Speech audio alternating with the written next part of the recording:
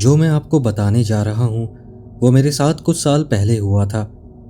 मैं Pacific Northwest में job के लिए शिफ्ट होने वाला था। मैंने सोचा जाने से पहले एक लास्ट एडवेंचर करूं, तो मैंने ओज़ार्क्स में एक कैंपिंग ट्रिप प्लान की। वो जगह बहुत ही खूबसूरत है। घने जंगल, गहरी नदियाँ, सब कुछ जंगली सा लगता है, लेकिन एक अच्छे वे में। वैसे मेरा नाम कैलन है और मैं आईटी में जॉब करता हूँ।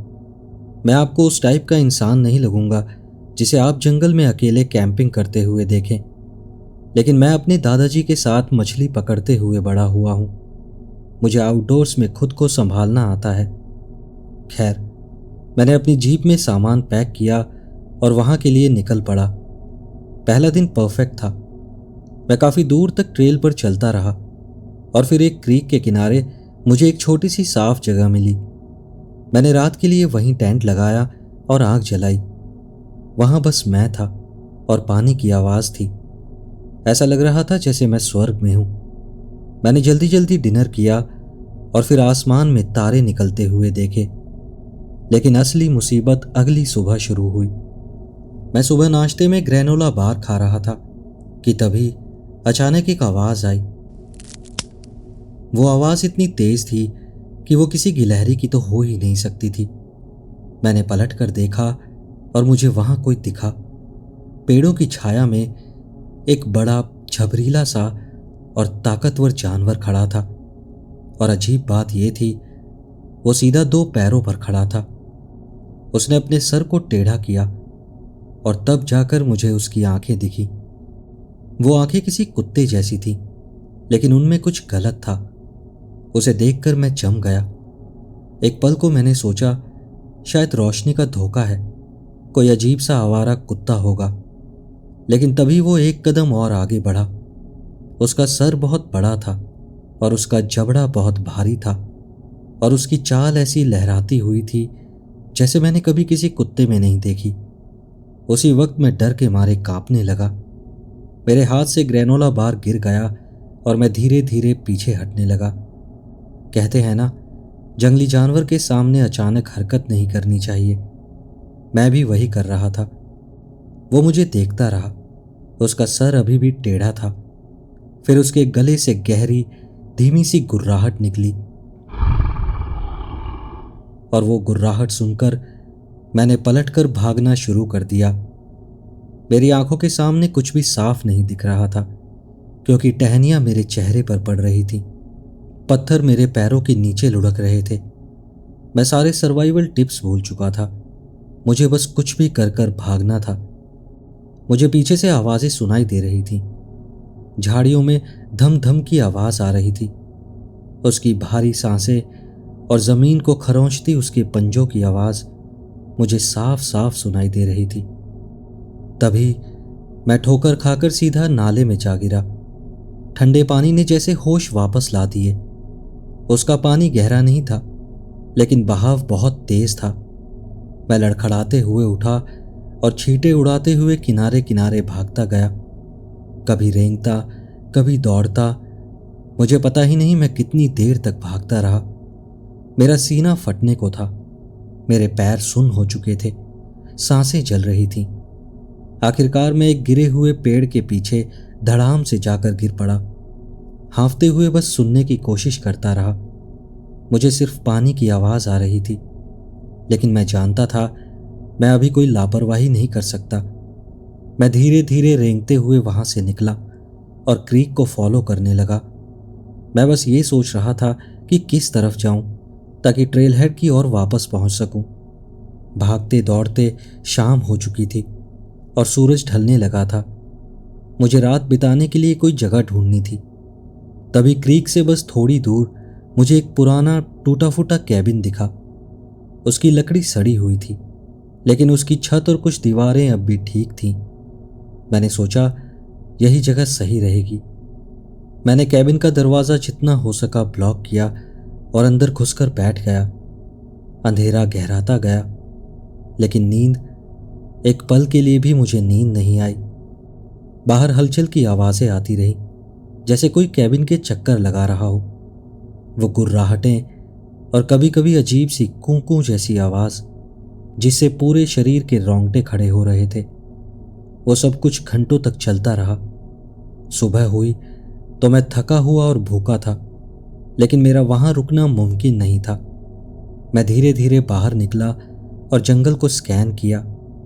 वो मुझे कहीं नजर नहीं आया, लेकिन मैंने देखा कैबिन के चारों तरफ की जमीन खोदी हुई थी। मैं फिर से नाले के साथ साथ चलने लगा। मैंने सोचा शायद रास्ता मिल जाएगा। दोपहर ढलते ढलते मुझे हाइकर्स का एक ग्रुप मिला। 2 लड़के और एक लड़की बड़े बड़े बैकपैक के साथ हाइकिंग कर रहे थे। यकीन मानिए, मैंने कभी इतनी राहत महसूस नहीं की। मेरी हालत देखकर वो भी हैरान हो गए, क्योंकि मैं सिर से पांव तक मिट्टी से सना था और मेरी आंखों में एक खौफनाक डर दिख रहा था। मैंने उनसे कहा कि मैं रास्ता भटक गया हूं, बस मेन रोड तक पहुंचना चाहता हूं। पहले तो उन्हें मुझ पर यकीन नहीं हुआ। उन्हें लगा कि मैं कोई जंकी हूं, लेकिन फिर वो आखिरकार मान गए। वो लोग मुझे रास्ता दिखाने के लिए ट्रेल हेड की तरफ चलने लगे। मैं उनके पीछे पीछे चल रहा था और तभी वो चीज फिर से आ गई। वो पेड़ों के बीच से निकलकर अचानक हमारे सामने आ गया। उसने हम पर झपट्टा मारा। एक लड़का तो संभल ही नहीं पाया और वो धड़ाम से गिरा, और अगले ही पल पंजों और दांतों का धुंधला सा तूफान छा गया। उस लड़के की चीख आज तक मेरे कानों में गूंजती है। वहां का नजारा देखकर बाकी दोनों हाइकर्स भाग गए। मैं एक पल को झिझका और फिर उसकी मदद करने का सोचा, लेकिन तभी उस जानवर ने सर उठाया और सीधा मेरी तरफ देखा। उसकी पीली शिकारी आंखें देखकर मुझे समझ आ गया, अगर मैं वहां रुका तो अगला नंबर मेरा होगा। मैं वहां से भागा और भागता रहा जब तक मेरे पैरों ने जवाब नहीं दे दिया, और आखिरकार मुझे सड़क दिखी। ट्रेल हेड पर कई गाड़ियां खड़ी थीं और मैं वहीं पर गिर पड़ा। रोते रोते मेरी सांसें टूट रही थीं। घंटों बाद पुलिस वहां पहुंची और मुझे उठाया गया। मैंने उन्हें सब कुछ बताया, उस चीज के बारे में, उस हमले के बारे में। जाहिर है उन्होंने यकीन नहीं किया। वो मुझे स्टेशन ले गए, मेरा ड्रग टेस्ट किया, मुझसे ही पूछताछ करने लगे कि क्या मैंने वाकई वो हाइकर्स देखे थे। यहां तक कि ये भी कहा कि शायद मैंने ही उनके साथ कुछ किया होगा। कुछ दिन बाद उस लड़के की लाश मिली, या कहें उसके शरीर के बचे कुचे हिस्से मिले। बाकी 2 हाइकर्स, उनका कभी पता नहीं चला, वो बस गायब हो गए थे। बाद में मैंने उस जानवर के बारे में रिसर्च की, ओज़ार्क्स की पुरानी लोक कथाओं के बारे में पढ़ा और मुझे शेप शिफ्टर्स के बारे में पता चला। शेप शिफ्टर्स ऐसे प्राणी होते हैं जो आधे भेड़िए और आधे इंसान होते हैं। लोकल लोग उन्हें डॉगमैन कहते हैं। जो मैंने देखा था, जैसे वो चल रहा था, जैसी आवाज़ें निकाल रहा था, ये नाम उस पर बिल्कुल फिट बैठता है। मैं अपनी ये कहानी लोगों को नहीं बताता, ज़्यादातर मुझे पागल ही समझेंगे, और शायद मैं थोड़ा हूं भी। मुझे डरावने सपनों से उबरने में वक्त लगा, और रात में जंगल में अकेले चलने में उससे भी ज़्यादा वक्त लगा। लेकिन हाँ, मुझे एक छोटी सी तसल्ली है। कम से कम अब मुझे पता है कि वो क्या था। ये जो घटना मैं आपको बताने जा रहा हूं, ये मेरे साथ कुछ साल पहले हुई थी, जब मैं मोंटाना में रहता था। मुझे ना तब शहर की बड़ी सी जिंदगी पसंद थी और ना ही अब पसंद है। मेरा नाम कार्टर है और उस इलाके में खेत खलिहान संभालना ही मेरा इकलौता काम था। मेहनत का काम था, लेकिन अपने आप के मालिक होने का सुख भी था। मेरी ज़मीन बहुत बड़ी नहीं थी, लेकिन इतनी थी कि मैं और कुछ काम पर रखे लोग व्यस्त रहते थे। मेरे पास कुछ मवेशी भी थे और मेरे खेतों में एक डबल वाइड ट्रेलर था, और मवेशियों की देखरेख से फुर्सत मिलने पर मैं उस ट्रेलर में लेटकर आराम करता था। अब ये सब शुरू हुआ मेरी भेड़ों से। एक सुबह मैंने अपनी कई भेड़ों को चिथड़े चिथड़े हालत में पाया। पहली बार मैं सोचा कि शायद भेड़ियों का झुंड होगा या कोई भटका हुआ भालू होगा। मैंने फंदे लगाए, बाड़ को और मजबूत किया, सोचा इससे मामला सुलझ जाएगा। लेकिन ऐसा कुछ नहीं हुआ, बल्कि हमलों का निशाना बदल गया। और अब कोई मेरी गायों को शिकार बना रहा था। और वो जो भी कोई था वो इतना बड़ा और ताकतवर था कि एक बछड़े को बीच से फाड़कर आधा मैदान घसीट कर ले गया था। मैंने जिंदगी में बहुत खौफनाक चीजें देखी हैं, लेकिन जो भी ये सब कर रहा था वो अपने शिकार से खेल रहा था। मैंने अपने भाई बैन को मदद के लिए बुलाया, लेकिन वो मंजर देखकर वो भी घबरा गया। उसे इतना डरते हुए मैंने कभी नहीं देखा। बैन ने अपनी जवानी का अच्छा खासा हिस्सा सेना में गुजारा था, लेकिन तब भी वो विचलित हो गया। एक दिन वो मवेशियों से कुछ दूर छुपकर बैठ गया ताकि देख सके कि ये कौन कर रहा है, और फिर उसने कसम खाकर कहा कि उसने एक बहुत बड़ा काला सा जानवर देखा जो शिकार वाली जगह से चुपके चुपके खिसक रहा था। मैंने सोचा शायद वो नींद के नशे में था या फिर स्ट्रेस को काबू करने के लिए ज्यादा विस्की पी ली है। मैंने मन ही मन इसे बस किसी चालाक शिकारी का काम मान लिया था, लेकिन एक रात पूरा मामला सामने आ गया। मैं और बैन आग के पास बैठकर बियर पी रहे थे। दिन भर टूटे हुए वाटर पंप को ठीक करने के बाद आराम कर रहे थे। अचानक बैन जम सा गया। उसने हिलना डुलना बंद कर दिया। बियर की बोतल आधे रास्ते में थमी रह गई। उसने फुसफुसाकर कहा, तुम्हें कुछ सुनाई दिया? मैंने ध्यान से सुनने की कोशिश की।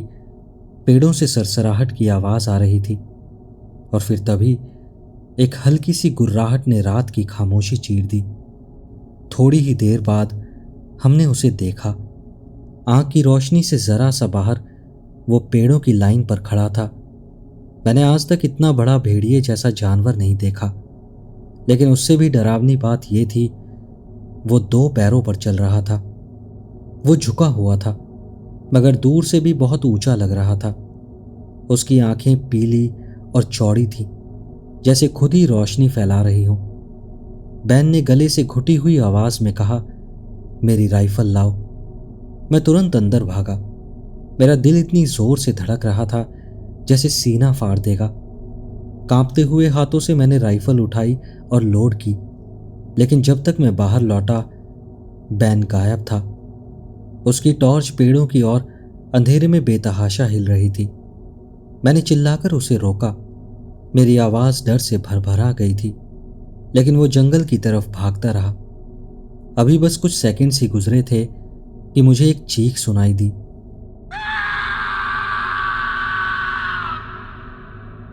वो बैन की चीख थी जो अचानक खामोश हो गई। अब मेरे लिए अपनी जिंदगी बचाना जरूरी था, तो मैं घर की तरफ भागा। मैंने दरवाजा जोर से बंद किया, फिर उसे लॉक किया और राइफल लेकर बाथरूम में दुबक गया। कुछ देर बाद शायद वहीं मेरी आंख लग गई, क्योंकि अचानक कांच टूटने की आवाज से मेरी नींद खुली। मेरा खून जैसे जम गया। अब वो मेरे घर के अंदर था। बाथरूम के दरवाजे पर गुर्राहट और जोरदार धमाके गूंज रहे थे, जैसे गोलियां चल रही हों। वो जो भी था वो अंदर ना आ पाने से पागल हो चुका था। वो बार बार दरवाजे पर टकरा रहा था। पूरा घर हिल रहा था, और फिर अचानक सब कुछ बंद हो गया। अब बस खामोशी थी। बस मेरी हांफती सांसों और तेज धड़कनों की आवाज सुनाई दे रही थी। मैं सुबह तक बाथरूम में ही पड़ा रहा। हिम्मत करके जब खिड़की से झांका तो जमीन पर पैरों के निशान दिखाई दिए। इतने बड़े निशान कुत्ते के पैरों के नहीं हो सकते, और इतनी उंगलियां भालू की नहीं हो सकती। वो निशान उन्हीं पेड़ों की तरफ जा रहे थे जहां हमने उसे पहले देखा था।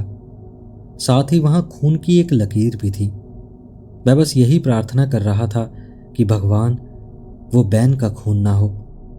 मैंने सूरज चढ़ते ही अपना सारा सामान बांधा और वहां से निकल गया।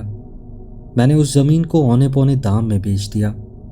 मैंने लोगों से बस ये कहा कि कायोटे बहुत तंग करते हैं, ताकि वो मुझे पागल ना समझे। लेकिन उसके बाद भी मुझे वहां की खबरें मिलती रहीं। नेब्रास्का में मवेशियों की हत्याएं, वायोमिंग में भेड़ों का कत्लेआम, खेतों के मजदूर और अकेले घूमने वाले हाइकर्स का गायब होना। वो एहसास जाने का नाम ही नहीं ले रहा था कि जो भी वो चीज थी वो अपने शिकार का एरिया और बढ़ा रही थी। बैन की लाश कभी नहीं मिली।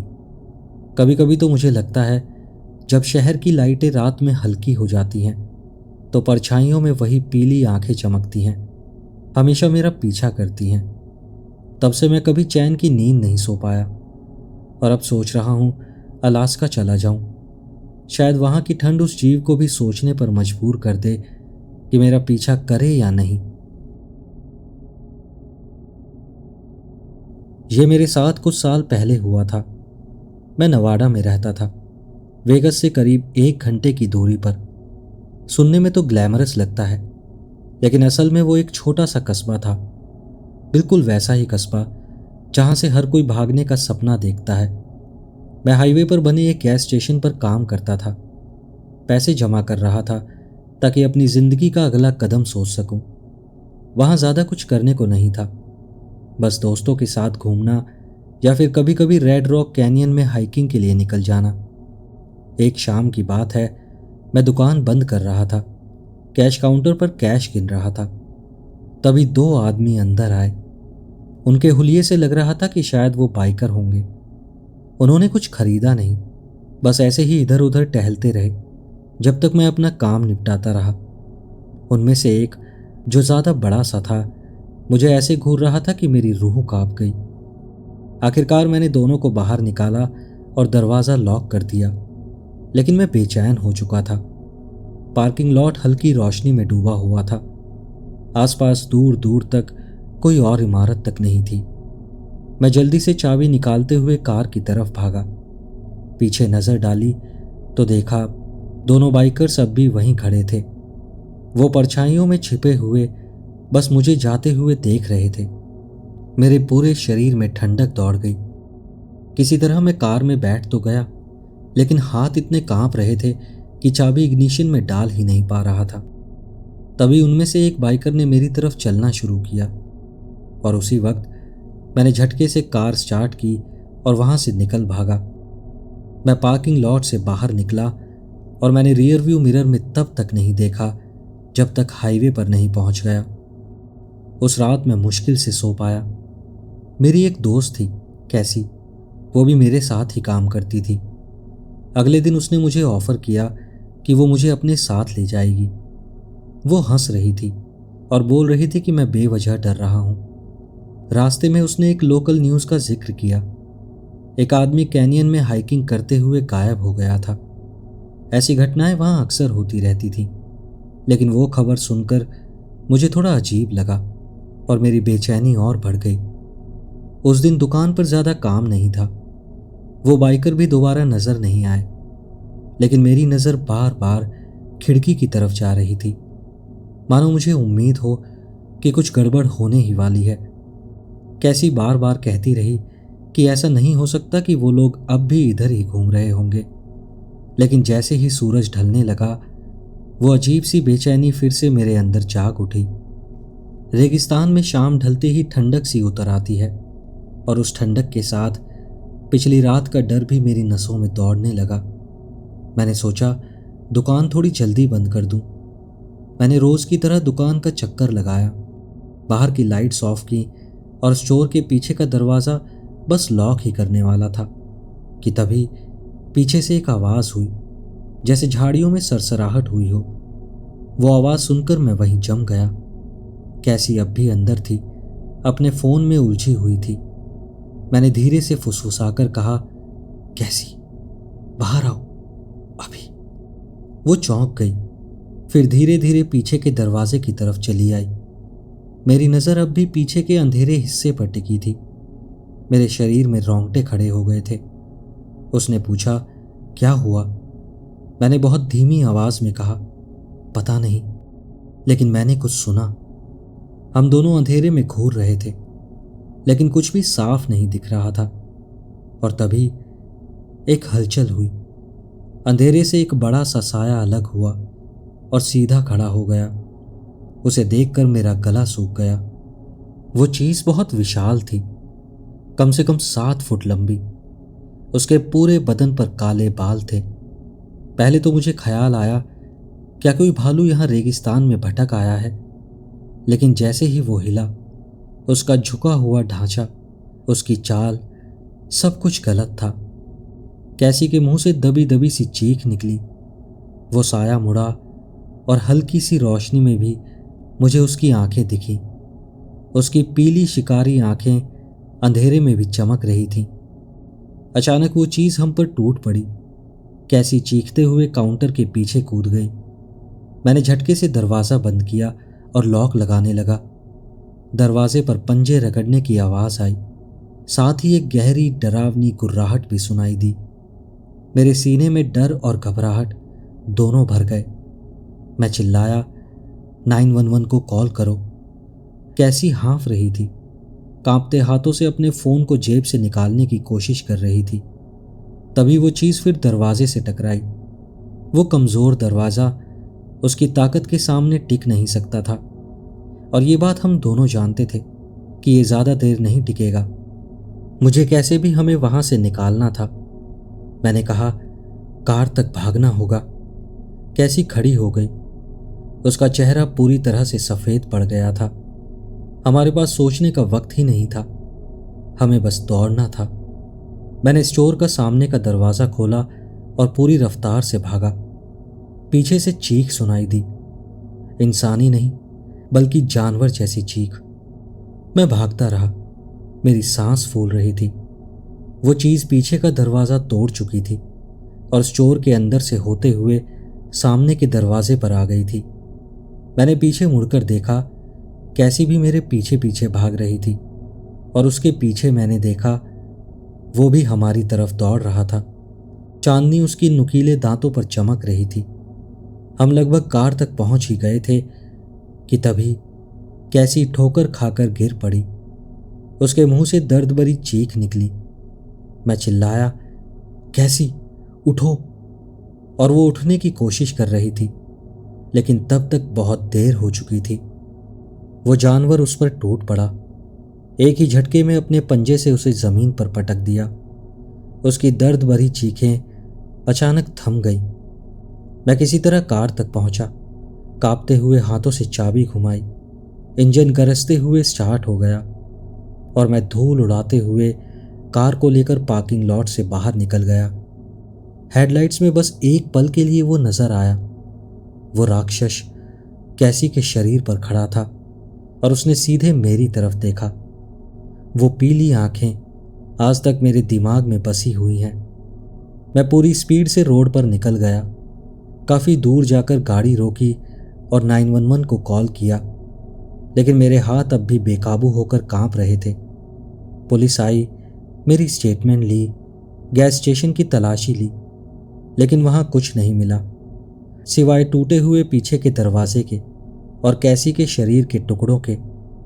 उन्होंने उसे एक एनिमल अटैक कहकर दर्ज कर दिया और कहा कि शायद माउंटेन लायन होगा, और उस केस को वहीं रफा दफा कर दिया।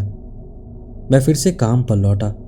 स्टोर के मालिक ने पीछे का टूटा हुआ दरवाज़ा लकड़ी से बंद करा दिया। जिंदगी किसी तरह आगे बढ़ती रही, लेकिन मैं जानता था, मैंने उस चीज़ को देखा था। मैंने देखा था उसने कैसी के साथ क्या किया, और वो आंखें वो आज भी मेरे सपनों में आती हैं। कुछ महीनों बाद मैंने वो कस्बा छोड़ दिया, लेकिन यकीन मानिए मुझे नहीं लगता कि मैं उससे कभी सच में बच पाया। आज भी जब रात में अकेला चलता हूँ या बाहर कोई अजीब सी आवाज़ सुनता हूँ, मुझे लगता है वो अब भी मुझे घूर रहा है, अंधेरे में कहीं मेरा इंतज़ार कर रहा है। ये घटना मेरे साथ कुछ साल पहले हुई थी। सच कहूँ तो इस बारे में बात करना मुझे बिल्कुल पसंद नहीं है। मैं ग्लेशियर नेशनल पार्क में एक पार्क रेंजर के तौर पर काम कर रहा था। वो जगह बहुत खूबसूरत थी, कम से कम मुझे तब तक तो ऐसा ही लगता था। ज़्यादातर दिन बहुत सामान्य बीतते थे। मेरे साथ 2 और रेंजर थे, जैस्पर और अयाना। हम पार्क की बाउंड्री की जांच कर रहे थे। क्योंकि वो पार्क बहुत बड़ा है तो इसमें कई दिन लगते हैं। वो इलाका घने जंगल, पुराने पेड़ और गहरी घाटियों में बसा है, मतलब वहाँ नेविगेट करना बिल्कुल भी आसान नहीं है। वो शुरुआती पतझड़ का समय था, पत्ते रंग बदल रहे थे। बिल्कुल वैसा नज़ारा था जैसा पोस्टकार्ड में दिखता है। सब कुछ परफेक्ट लग रहा था। दूसरे दिन तक हम लोग आधी दूरी तय कर चुके थे। फिर हमने सोचा अपना कैंप ट्रेल से हटकर एक पुराने घास फूस से ढके लॉगिंग रोड पर लगाया जाए। हमें वहां किसी के आने की उम्मीद नहीं थी, क्योंकि वो जगह बहुत दूर दराज थी। सूरज डूब रहा था और अंधेरा घिरने लगा था। हमने छोटी सी बोनफायर जलाई। मैं पानी लेने नाले की ओर गया, जबकि जैस्पर और अयाना कैंप सेटअप कर रहे थे। पानी भरते वक्त मैंने एक सरसराहट सुनी। वो आवाज़ जैसे ही शुरू हुई थी वैसे ही थम गई। मैंने सोचा कोई हिरन होगा और ज़्यादा ध्यान नहीं दिया। कैंप लौट कर देखा तो अयाना ने खाना लगभग तैयार कर लिया था। हमने खाना खाया और तब तक अंधेरा पूरी तरह से छा गया था। जैस्पर ने पहली पहरेदारी ली तो मैं और अयाना टेंट में सोने चले गए। शायद मैं सो चुका था, क्योंकि अगली आवाज़ जो मैंने सुनी वो थी जैस्पर की चीख। मैं तुरंत उठकर बैठ गया। मेरा दिल तेजी से धड़कने लगा, लेकिन मैं हिला नहीं। कभी कभी कैंप के पास भालू आ जाते हैं। मैंने सोचा शायद वही होगा, और कहीं मेरे हिलने से उसका ध्यान मेरे ऊपर ना आ जाए।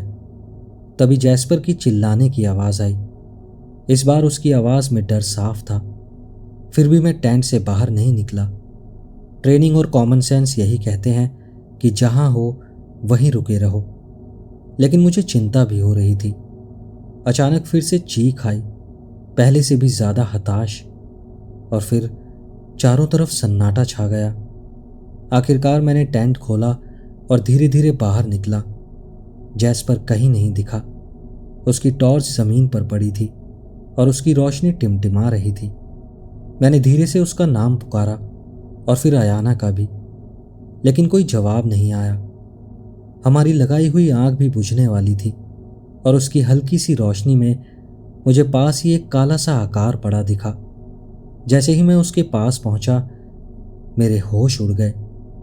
वो अयाना थी, और जिसने भी उस पर हमला किया था वो कोई सामान्य जानवर नहीं था। मैं जानवरों के बारे में इतना जानता हूं कि कोई भालू या कूगर ऐसा नहीं कर सकता। मेरे दिमाग ने सिर्फ एक ही बात कही, यहां से भागो। मैं जितना सामान उठा सकता था उठाया और बाकी सब वहीं छोड़कर अंधेरे जंगल में निकल पड़ा। मेरा प्लान सीधा लेकिन बेवकूफ़ी भरा था। सुबह तक चलता रहूंगा और फिर किसी रेंजर स्टेशन पहुंचने की कोशिश करूंगा। मैं पूरी रात चला, किसी ट्रेल पर नहीं बल्कि झाड़ियों को चीरते हुए। हर टहनी टूटने की आवाज़ पर मैं उछल जाता, हर साए में मुझे कुछ दिखता। मैं कितनी बार गिरा, फिसला, मुझे याद भी नहीं, लेकिन मैंने रुकने की हिम्मत नहीं की। सुबह होते होते मैं थक कर चूर हो गया था और अब भी सभ्यता से मीलों दूर था। फिर मुझे एक पानी की धारा मिली। वहीं मैंने पानी पिया और थोड़ा हाथ मुंह धोया। पेट भूख से तड़प रहा था, लेकिन आग जलाकर खाना बनाने की हिम्मत नहीं हुई। मैं अभी वहां बैठा ही था कि फिर से वही सरसराहट सुनाई दी, लेकिन इस बार बहुत करीब से। मैं जम गया, मेरा सांस लेना भी मुश्किल हो गया था। तभी एक गुर्राहट सुनाई दी और वो झाड़ियों से बाहर निकला। वो 2 पैरों पर खड़ा था, कम से कम 7 फीट ऊंचा था और उसका पूरा शरीर मोटे भूरे बालों से ढका हुआ था। उसका सर एक भेड़िए जैसा था, लेकिन किसी विकृत तरीके से लंबा खिंचा हुआ था। आंखें पीली चमक रही थीं और उसके दांत लंबे और नुकीले थे। वो सिर्फ मांसपेशियों और पंजों का ढेर था। मैं इतना शौक था कि भागने का भी मौका नहीं मिला। वो मुझ पर झपटा और मुझे जमीन पर पटक दिया। मैंने हाथ पांव चलाकर लड़ने की कोशिश की, लेकिन वो बहुत ताकतवर था। उसने मुझे दबा लिया। उसकी सांसें सड़ी हुई लाश जैसी गंध मार रही थी। मैंने सोचा यही मेरी मौत है, और मैंने अपनी आंखें बंद कर ली। लेकिन मैं मरा नहीं। उसके बजाय 2 तेज धमाके हुए। वो गोलियों की आवाज़ थी। वो दानव गुर्राया और उसका वजन मेरे शरीर से हट गया। मैंने आंखें खोली तो धुंधला धुंधला सा दिखा। 2 आकृतियां मेरी ओर दौड़ रही थीं। मैंने आंखों पर जोर देकर देखने की कोशिश की और फिर सब कुछ काला हो गया। जब होश आया तो मैं अस्पताल के बिस्तर पर था। पता चला पास में कुछ हाइकर्स थे उन्होंने वो गोली की आवाज़ सुनी थी और जब वो वहाँ पर आए तो उन्होंने मुझे धारा के पास बेहोश पाया। मैं काफ़ी जख्मी था और वो जीव वहाँ से गायब था। फिर पुलिस भी आ गई थी और जैस्पर और अयाना को खोज रही थी। मैंने उन्हें बताया कि मुझ पर किसने हमला किया है, लेकिन अफसरों ने बस एक दूसरे को देखा। साफ था वो मेरी बात पर विश्वास नहीं कर रहे थे। उन्होंने उसे बस भालू जैसे किसी जानवर का हमला मान लिया। मैंने बार बार समझाया, लेकिन उन्होंने बस मेरे कंधे पर हाथ रखा और कहा, तुम्हारा बच जाना ही बहुत है। डॉक्टरों ने दवाइयाँ दी और कुछ दिन बाद छुट्टी कर दी, लेकिन आज तक ये नहीं पता लगा कि जब वो जीव मुझ पर हमला कर रहा था तब गोलियां किसने चलाई थी। मैं फिर से ग्लेशियर नेशनल पार्क लौटा, जिंदगी को संभालने की कोशिश की। आधिकारिक रिपोर्ट में लिखा था जैस्पर और अयाना लापता थे और कुछ दिनों बाद उन्हें मृत मान लिया गया। उनकी लाशें कभी नहीं मिली और मेरी कहानी पर किसी ने विश्वास नहीं किया। लोग फुसफुसाने लगे, वो रेंजर पागल हो गया है। शायद ये मानना आसान है कि कोई आदमी दिमागी तौर पर पगला गया है, बजाय इसके कि जंगल में कोई राक्षस सच में मौजूद है। आखिरकार मैंने वो नौकरी छोड़ दी। मेरे अंदर उन जंगलों को दोबारा देख पाने की हिम्मत नहीं थी। हर जगह वही जीव दिखता था। अयाना की चीखें सुनाई देती थीं, जैस्पर की टूटी हुई टॉर्च याद आती थी। मैं नेशनल पार्क से दूर शहर चला आया और एक डेस्क जॉब पकड़ ली और सर झुकाकर जीने लगा।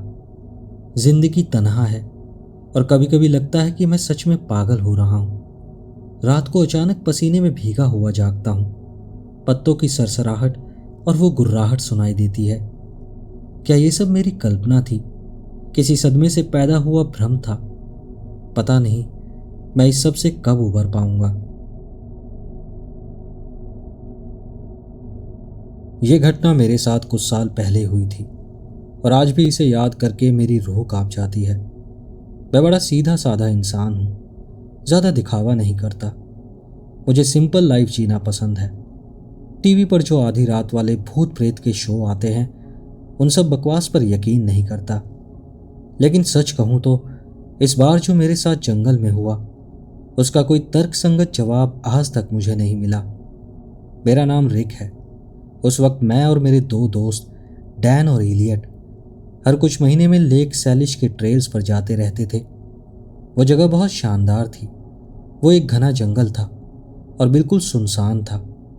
सबसे नज़दीकी रोड से कुछ घंटों की हाइक करनी पड़ती थी। हम लोग हमेशा इतना खाना और सामान साथ रखते थे कि पूरा वीकेंड वहीं गुजार सके। लेकिन उस ट्रिप में अजीब चीज़ें पहले दिन से शुरू हो गई थीं। हमेशा की तरह हम अलग अलग रास्ता चुनकर जंगल के बीच तक पहुंचते और फिर झील के किनारे कैंप लगा लेते थे। लेकिन इस बार हमें एक पुराना झाड़ियों से ढका हुआ फायर रोड मिला। पता नहीं क्यों, लेकिन उस रास्ते ने जैसे हमें अपनी तरफ खींच लिया। डैन, जो हमेशा मजाक करता रहता था, बोला, भाइयों क्यों ना इस बार असली रोमांच किया जाए। इस बार अनजाने रास्ते पर चलते हैं। वो रोड किसी भी मैप पर नहीं थी और वो रास्ता पेड़ों के बीच से टेढ़ा मेढ़ा होकर और भी अंदर जाता जा रहा था। धूप घने पत्तों से छनकर बहुत मुश्किल से नीचे पहुंच रही थी और दूसरे दिन तक आते आते हवा भारी और नमी से भर गई थी। और फिर अचानक चीज़ें बदलने लगी। हमारे सामने रास्ते के बिल्कुल बीचों बीच आधा हिरन पड़ा हुआ था। ऐसा नहीं कि किसी शिकारी ने गोली मारी हो और आधा हिस्सा ले गया हो। वो सचमुच बीच से दो टुकड़ों में बटा हुआ था, जैसे किसी कसाई ने बड़ी सफाई से चाकू चला दिया हो। चारों तरफ न खून बिखरा था, न ही सड़ांत की बदबू थी। बस उसका आधा हिस्सा वहां पड़ा था और दूसरा आधा हिस्सा गायब था। हम सब वहीं खड़े रह गए, जैसे पत्थर बन गए हों। किसी के मुंह से एक शब्द भी नहीं निकला। फिर डैन ने चुप्पी तोड़ी, चलो यहां से निकलते हैं। लेकिन उस पल के बाद से दिमाग के सारे लॉजिक उड़ गए। हमें तुरंत मुड़कर वापस जाना चाहिए था, पर पता नहीं क्यों मेरे अंदर कुछ अजीब सा हुआ, जैसे किसी जवाब को ढूंढने की जिद हो गई हो। मुझे लगा इसका राज इसी रास्ते पर छुपा है, तो हम आगे बढ़ते रहे। करीब 1 घंटे बाद फिर वही चीज हुई। लेकिन इस बार जमीन पर पड़ा था एक इंसान का धड़। उसने कपड़े पहने हुए थे, लेकिन उसका सर नहीं था, टांगे नहीं थी, बस बीच का हिस्सा था और बाकी सब गायब था। और वो भी बिल्कुल ताज़ा था, जरा सा भी सड़ा नहीं था।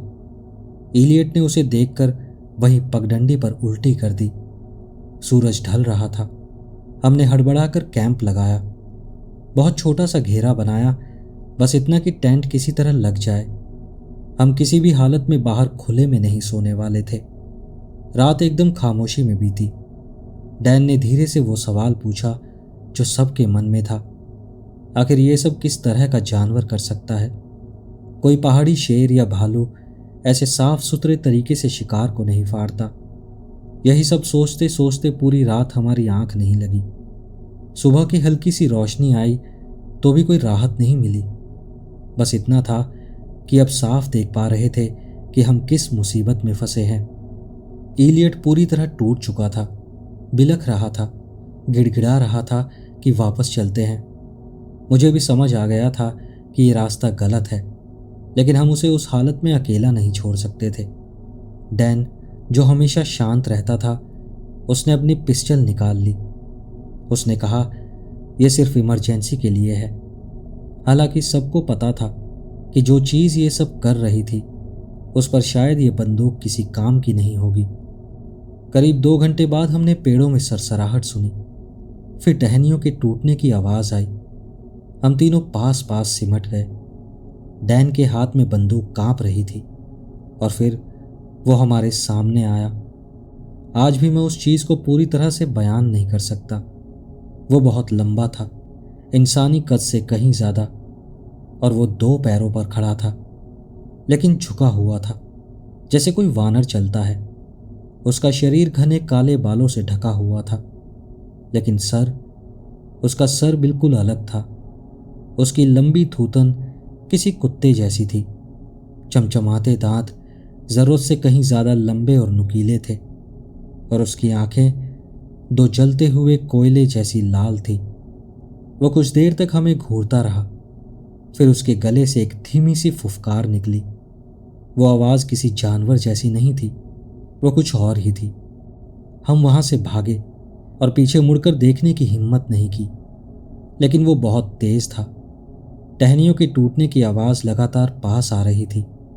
फिर अचानक एक डरावनी चीख गूंजी और फिर जंगल एकदम खामोश हो गया। हम लड़खड़ाते हुए भागते रहे और आखिरकार हम जंगल से बाहर निकल आए। एक रेंजर को रोका और कहा कि एक हादसा हुआ है, जंगली जानवर का हमला हुआ है और उसने हमारे दोस्त को पकड़ लिया है। लेकिन इलियट फिर कभी नहीं मिला। कभी कभी रात के सन्नाटे में मुझे लगता है वो चीज़ आज भी वहीं है, अंधेरे में उस पुराने फायर रोड पर घूमती हुई कुछ खोज रही है, और सिर्फ इसी वजह से मैं अब कभी जंगल में नहीं जाता। यह घटना मेरे साथ कुछ साल पहले हुई थी, जब मैं येलोस्टोन नेशनल पार्क में एक रेंजर के तौर पर काम कर रहा था। मेरा नाम इलियस है। मुझे अकेले एक दूर दराज बैक कंट्री कैबिन में तैनात किया गया था। मेरा काम था ट्रेल्स की मरम्मत करना और वाइल्ड लाइफ पर नज़र रखना। अकेलापन ज़्यादातर दिनों मुझे परेशान नहीं करता था, लेकिन कभी कभी रातों में जब हवाएं चीखती थीं और पेड़ चरमराते थे, माहौल थोड़ा डरावना हो जाता था। एक शाम में कैमरा ट्रैप्स लगाकर लौट रहा था, तब तक अंधेरा हो गया था। मैं हमेशा कोशिश करता था कि मैं रात में बाहर ना रहूं, क्योंकि वहां पर भालू हैं। मैं कैबिन से लगभग आधा मील दूर था। तभी मैंने एक गुर्राहट सुनी जो पेड़ों के अंदर से आ रही थी। पहले तो मैंने सोचा वो शायद कोई ब्लैक बेयर होगा जो मेरे बैग में बचा हुआ खाना सूंघ रहा होगा। मैं रुककर ध्यान से सुनने लगा, लेकिन वो गुर्राहट फिर से आई, और वो भालू जैसी नहीं थी। वो और भी गहरी और अजीब थी। उसकी आवाज़ में कुछ ऐसा था जिसने मेरे रोंगटे खड़े कर दिए। अचानक झाड़ियों में जोर की टूट फूट की आवाज़ आई, जैसे कोई बड़ा जानवर मेरी तरफ आ रहा हो। मैंने तुरंत टॉर्च ऑन की और आवाज़ की दिशा में घुमाई। टॉर्च की रोशनी में मुझे 2 आंखें दिखीं जो अंधेरे में पीली चमक रही थीं। मेरा दिल जोर से धड़कने लगा। और तभी वो चीज़ अंधेरे से बाहर निकली। वो भालू नहीं था। मैं भालुओं को अच्छी तरह से पहचानता हूँ। वो उससे कहीं बड़ा था और वो सीधा खड़ा हुआ था, कम से कम 8 फुट लंबा। उसका शरीर झबरीले काले बालों से ढका था। उसका थूथन लंबा और भेड़िए जैसा था, लेकिन उसका खड़े होने का ढंग, उसके हाथ पैर, उसमें कुछ गलत था। मेरे रोंगटे खड़े हो गए। दिमाग में बस एक ही बात कौंधी, ये वही प्राणी है जिसके बारे में रेंजर्स बॉनफायर के पास बैठकर नए लड़कों को डराने के लिए कहानियां सुनाते हैं। डॉगमैन। वो अपने नुकीले दांत दिखाते हुए गुर्राया। मैं धीरे धीरे पीछे हटने लगा ताकि अचानक कोई हरकत ना हो। मैंने अपनी बेल्ट से बेयर स्प्रे निकालने की कोशिश की, लेकिन मुझे पता था उसका उस चीज़ पर कोई असर नहीं होगा। अगले ही पल वो एक कदम आगे बढ़ा और फिर उसने अचानक छलांग लगाई। वो मेरी तरफ दौड़ पड़ा। मैंने बिना सोचे समझे भागना शुरू कर दिया। उसकी गुर्राहट मेरे पीछे गूंज रही थी। जमीन पर उसके भारी कदम पड़ रहे थे। मैं पेड़ों के बीच भाग रहा था। टहनियां मेरे चेहरे पर टकरा रही थीं। मुझे लग रहा था जैसे उसकी गर्म सांसें मेरी गर्दन को छू रही हों। तभी दूर से मुझे अपने कैबिन की रोशनी दिखी। वो मेरे लिए एक उम्मीद की किरण जैसी थी। मैं पूरी ताकत से भागा और दरवाजे से अंदर घुस गया और फौरन दरवाज़ा बंद करके कुंडी चढ़ा दी। मेरे हाथ कांप रहे थे। मैं दरवाजे से टिक गया और सुनने लगा, और तभी धड़ाम की आवाज़ आई। वो चीज़ दीवार से टकराई और पूरा कैबिन हिल गया। वो कैबिन के चारों तरफ घूम रहा था, खिड़कियों पर पंजे मार रहा था। कुछ पल के लिए मुझे लगा वो कमज़ोर लकड़ी का दरवाज़ा शायद मुझे बचा नहीं पाएगा। मैंने घबराकर कैबिन में हथियार ढूंढना शुरू किया। फायरप्लेस के पास एक पुरानी कुल्हाड़ी पड़ी थी। मैंने उसे कसकर पकड़ लिया और अंधेरे में खड़ा रहा। मेरा दिल जोर जोर से धड़क रहा था, लेकिन फिर धीरे धीरे वो आवाज़ें बंद हो गईं। सुबह हुई तो मैंने सावधानी से बाहर झांका। वो प्राणी कहीं नहीं था, बस दीवारों पर गहरे पंजों के निशान पड़े थे। मैं बुरी तरह हिल चुका था। मैंने रेडियो पर तुरंत मदद मांगी। कुछ घंटे बाद बैकअप पहुंचा। हथियारबंद लोग आए, लेकिन जब मैंने उन्हें सब समझाने की कोशिश की तो उनके चेहरे पर शक साफ दिख रहा था। उन्हें कुछ चीज़ें तो मिली, जैसे जंगल के किनारे बड़े बड़े भेड़िए जैसे पैरों के निशान, लेकिन वो भी थोड़ी दूर जाकर गायब हो गए। मेरी कहानी पर किसी ने यकीन नहीं किया। मैंने भी ज़्यादा देर उस कैबिन में रुकना ठीक नहीं समझा। तुरंत ट्रांसफ़र मांगा और पार्क के भीड़ भाड़ वाले हिस्से में आ गया। अब मैं रोज़ सैलानियों से घिरा रहता हूँ, और अजीब बात यह है कि ये शोर शराबा मुझे सुकून देता है। कभी कभी जब कोई बड़ा कुत्ता खेलते हुए नज़र आता है तो दिल में घबराहट सी दौड़ जाती है। हालांकि मुझे पता होता है कि वो बस एक साधारण कुत्ता है। लोग मेरी कहानी सुनकर हंसते हैं। उन्हें लगता है मैं झूठ बोल रहा हूँ या जंगल में बैठकर ज़्यादा ड्रिंक करने लग गया हूँ, लेकिन मुझे पता है मैंने क्या देखा था। उस प्राणी की आंखें, वो पीली चमकती आंखें, आज भी मेरी यादों में जिंदा हैं। मैंने खुद को समझाने की कोशिश की, शायद वो कोई अजीब जानवर रहा होगा, शायद अब तक ऐसा जानवर खोजा ना गया हो, लेकिन अंदर कहीं ना कहीं मुझे सच्चाई पता है। रेंजर्स की एक कहावत है, जंगल में अजीब चीज़ें होती हैं, और सच कहूँ तो ये कहावत बिल्कुल सही है।